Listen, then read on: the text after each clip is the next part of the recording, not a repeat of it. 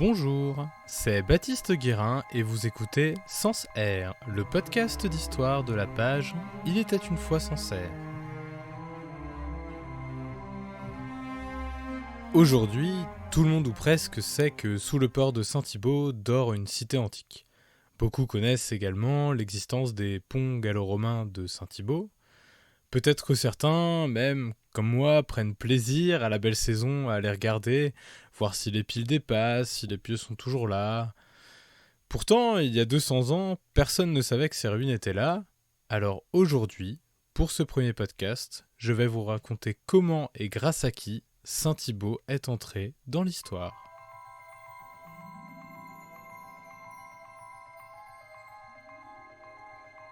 Alors, ça n'aura échappé à personne, avant de redécouvrir ces ruines, il faut déjà les avoir perdues. Grâce à l'archéologie, on sait particulièrement bien quand le site fut abandonné. C'est sous le règne de l'empereur romain Flavius Honorius. Ce dernier régna entre 395 et 423, et ce sont ces monnaies qui marquent la fin de l'occupation du site au début du 5e siècle. Alors évidemment, même après son abandon, le site n'a pas disparu totalement de la vue du jour au lendemain. Les occupants de la région se servirent du site comme d'une carrière de pierre, par exemple.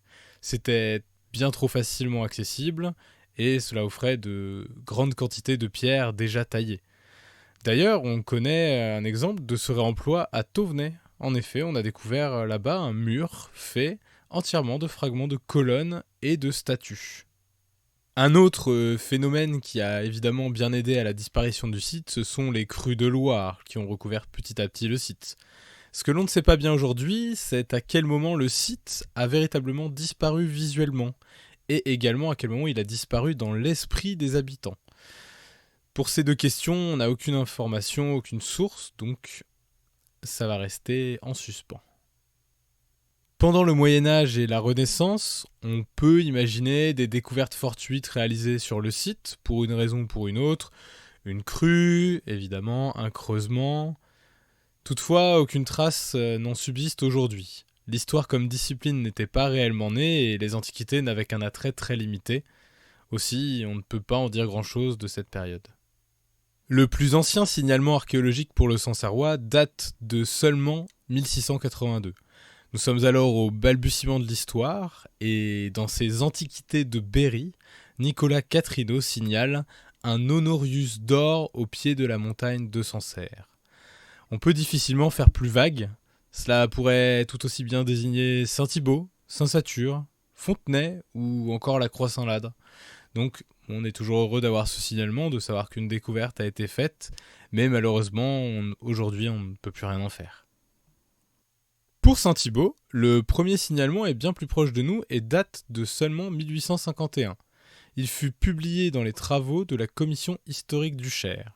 Alors cette commission, elle a été créée le 17 septembre 1849 par un arrêté préfectoral et elle avait pour objectif de recenser les différents monuments que l'on pouvait lui signaler. Elle publiait régulièrement des rapports partiels dans le journal du Cher, c'était un petit peu le Républicain de l'époque. Ce journal, il ne comportait que 4 pages, mais on y trouvait pas mal d'informations, et notamment dans le numéro du 16 août 1851, la commission publie, je cite, « Il existait autrefois, au lieu dit La Folie entre Saint-Satur et Saint-Thibaut, une bourgade gallo-romaine assez importante. » Voilà comment Saint-Thibaut est entré doucement dans l'histoire, par une petite porte, quelques lignes dans un journal. Alors ce signalement, il est plein de mystères aux yeux d'aujourd'hui, puisqu'il est à la fois vague et précis. En effet, on est interpellé par l'idée qu'il s'agisse d'une bourgade importante, alors qu'on n'a, a priori, encore rien découvert du site. Et on peut se demander qui a fait ces observations et les a signalées ensuite à la commission. Eh bien, pour y répondre, il suffit de lire le journal du Cher, et en particulier celui du 14 octobre 1851. En effet, dans les 4 petites pages se trouve une tribune signée par Jean-Baptiste Chavaudré. Ce Sancerrois, il réagit à la publication partielle du rapport et on peut dire que sa réaction concernant Saint-Thibaut, elle est assez épidermique. Je cite « La bourgade gallo-romaine qui aurait été située à La Folie n'a jamais, probablement, exister que dans le cerveau actif d'un certain voisin de la folie, qui est doté ou affligé de la bosse des ruines romaines, et qui est assez heureux pour en rencontrer à chaque pas. Alors, on peut dire qu'il n'y est pas allé de main morte, puisque ce monsieur voisin se fait publiquement traiter de fou, très concrètement, mais peu importe, pour nous, l'important c'est que maintenant on a un nom. Et pour la suite, il faut aller lire Alfred Buot-Kersers. Alors Alfred Buot-Kersers, c'est l'auteur de l'histoire et statistiques monumentales du Cher. Ce livre, c'est une référence pour quiconque cherche des informations sur une ville du département. On y trouve en général les premières mentions, les bâtiments les plus importants, etc., etc. Dans son immense travail, Alfred Buot-Kersers l'appelle tout simplement l'abbé voisin. Il nous précise qu'il est originaire de Sancerre et également que des ruines gallo-romaines ont été signalées à partir de la crue de 1846. L'abbé Voisin le plus célèbre dans tout le Berry s'appelle en réalité François Voisin, et c'est véritablement un des archéologues les plus célèbres de notre région, et c'est sans aucun doute à lui qu'Alfred Buot-Kersers faisait référence. Donc voilà, banco, on a celui qui fait rentrer Saint-Thibaut dans l'histoire, c'est l'abbé François Voisin. Ah oui, mais attendez, peut-être pas tout à fait. Si on regarde de plus près, l'abbé François Voisin, on se rend compte qu'il est né en 1829, donc il aurait eu seulement 22 ans en 1851, et qu'en plus de ça, il n'est pas originaire du tout de Sancerre, il est originaire d'Issoudun.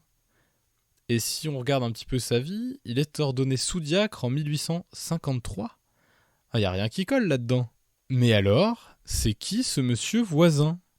Eh bien, je vais pas vous mentir, parfois, quand on fait de la recherche, il nous faut un petit peu de chance. En demandant des informations sur l'abbé Voisin au diocèse de Bourges, la personne qui m'a répondu m'a envoyé la nécrologie d'un certain Pierre-Louis Voisin. Alors ce dernier, il est né à Issoudun en 1812, il est ordonné prêtre en 1837, et surtout, il est nommé à la paroisse de Saint-Satur en 1840.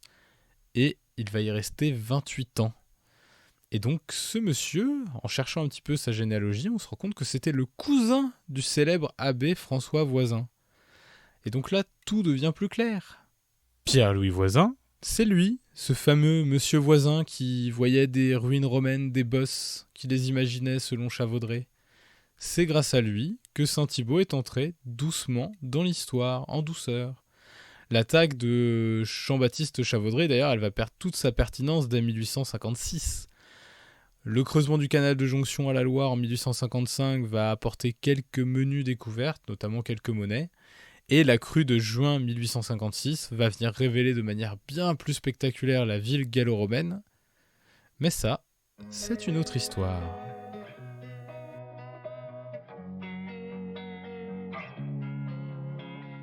Merci à Sylvaine Guérin pour son aide pour les recherches généalogiques. Merci au diocèse de Bourges pour son aide documentaire. Sancerre est le podcast d'histoire de la page Il était une fois Sancerre. N'oubliez pas de vous abonner pour ne rater aucun épisode. Vous pouvez me contacter sur Facebook sur la page Il était une fois Sancerre ou directement dans les commentaires.